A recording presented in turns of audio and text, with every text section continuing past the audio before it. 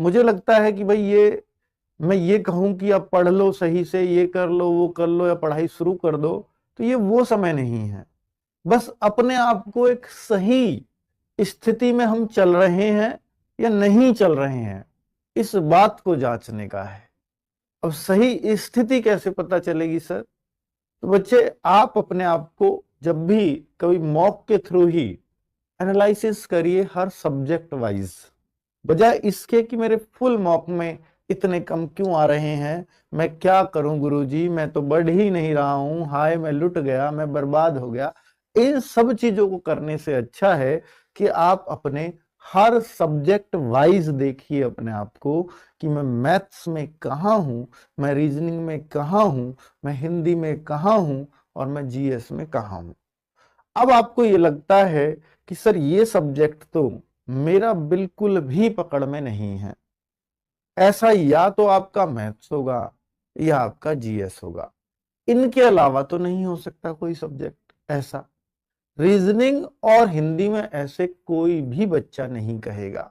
हिंदी के बजाय जो इंग्लिश लेते हैं, रीजनिंग और इंग्लिश में भी ऐसे कोई बच्चा नहीं कहेगा। सिर्फ यही दो सब्जेक्ट टेंशन देते हैं।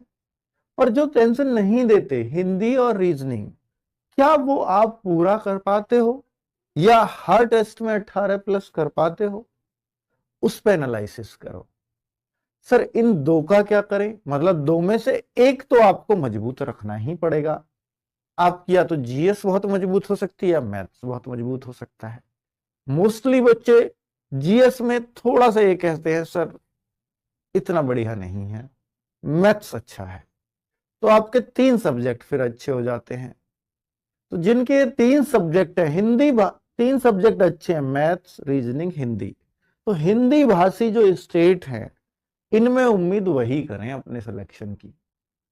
अगर आप गैर हिंदी भाषी स्टेट से हैं तो आपके 2 सब्जेक्ट अगर बहुत स्ट्रांग है, हिंदी और रीजनिंग या इंग्लिश या रीजनिंग जो भी आप कहते हो, 2 सब्जेक्ट स्ट्रांग है, इन दोनों में से एक बिल्कुल भी नहीं है और एक में आप आधा पर्दा कर लेते हो, तो भी आपका सिलेक्शन हो सकता है।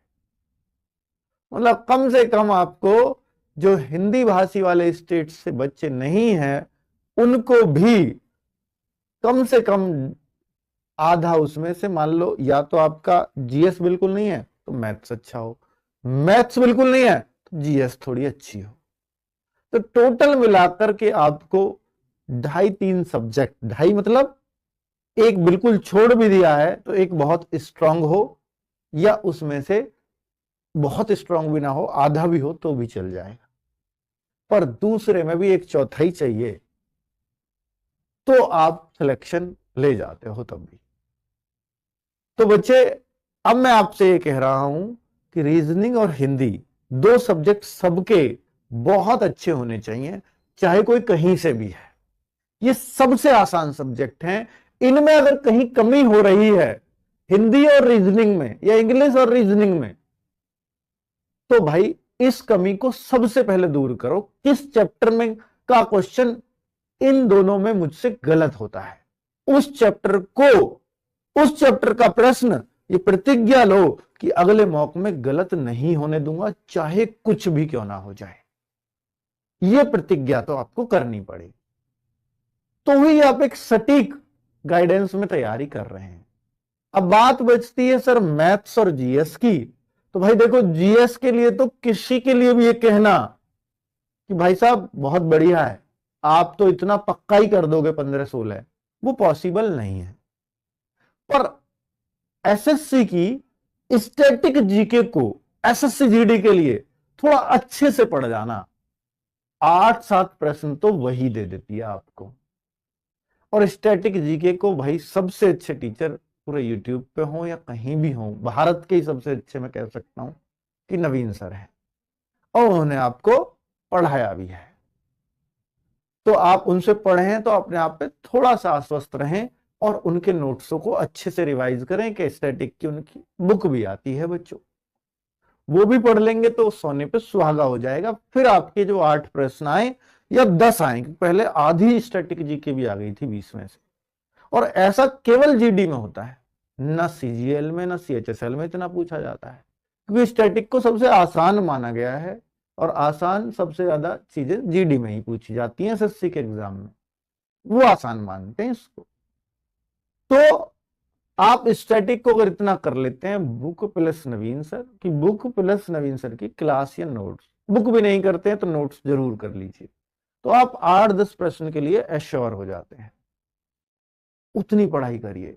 अब बच्चे बात आती है मैथ्स की, तो भाई देखो मैथ्स के लिए आपने बैच लिया है तो हम लोग वहां पढ़ा ही रहे हैं, या आपको सूर्या बैच की मैंने आपको बोल रखा है कि भाई साहब 70-75 ही क्लास थी, बस उनको कर लेते तो सूर्य बेड़ा पार था आपका, इतने में मैथ्स।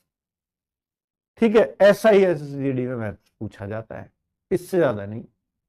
बेसिक मैथ्स से हर कोई समझ सकता था अगर आप मन से सीखते तो, पर वो समय भी अब निकल चुका है। पर कुछ चैप्टर्स मैथ्स में खास हैं जिनसे प्रश्न ज्यादा आते हैं। अगर मैं वो चैप्टर गिनवाने लगूं ना तो 8-7 चैप्टर गिनवाऊंगा, वो अभी भी कवर किए जा सकते हैं और उनसे 15 क्वेश्चन आ जाएंगे मैथ्स के 20 में से जीडी में। अगर उनको ही घोट लो तो आपका मैथ्स बहुत अच्छा हो सकता है बच्चे, अभी भी। ठीक है, पर ये सब थोड़ा सा बच्चे मतलब करना पड़ता है देखो। और ये लास्ट वो महीना है जिसमें हर कोई पढ़ता है, हर कोई बहुत मेहनत करना चाहता है, लेकिन काम उसी की मेहनत आती है जिसने इससे पहले मेहनत की हो। इस समय तो आप उसको किसी को भी नहीं पिछाड़ सकते मेहनत में।